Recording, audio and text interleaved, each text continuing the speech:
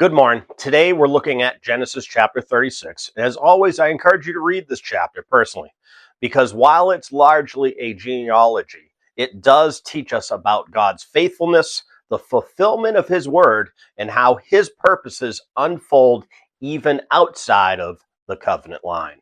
Genesis 36 records the descendants of Esau, also called Edom.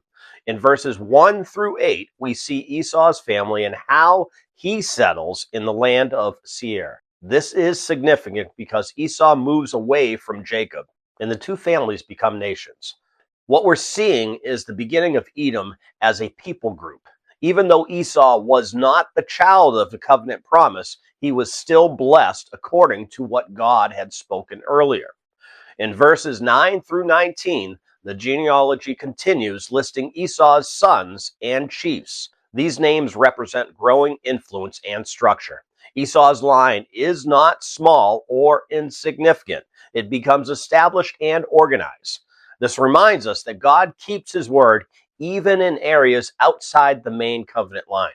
In verses 20 through 30, we see the inhabitants of the land of Seir and the Horites and how Esau's descendants come into that region. This shows the merging of people and the establishment of Edom in a very specific place. God is ordering nations and territories even when the focus is not directly on the covenant family. In verses 31 through 39, we're told about the kings who reigned in Edom before there reigned any king over the children of Israel. This is an important detail. Esau's descendants developed political structure and leadership earlier than even Israel will. From a human perspective, Edom appears to advance more quickly, yet God's covenant plan is not based on speed or visible success. He's working according to His own timeline. And then finally, in verses 40 through 43, the chapter closes with the additional chiefs of Edom, confirming that Esau's line has become a strong and established nation. This chapter teaches us that God is faithful to all His promises. Esau was not chosen for the covenant line, yet God still fulfilled what He had spoken concerning him. It also reminds us that visible success is not always the same as spiritual promise.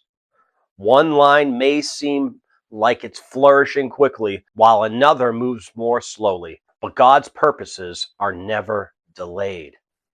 And of course, this passage points us to Christ, because while many nations rise and fall throughout history, the line of the promise continues steadily towards Jesus Christ. God's redemptive plan may seem quieter or slower, but it is certain and unbreakable. Today, do not try to measure God's work in your own life by comparing it to others. Too often we do that. Some may seem to move ahead faster or gain more quickly, but God is working a specific purpose in your life. Stay faithful where He has placed you.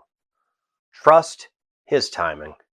And remember that what God is building in your life is part of something eternal. God bless.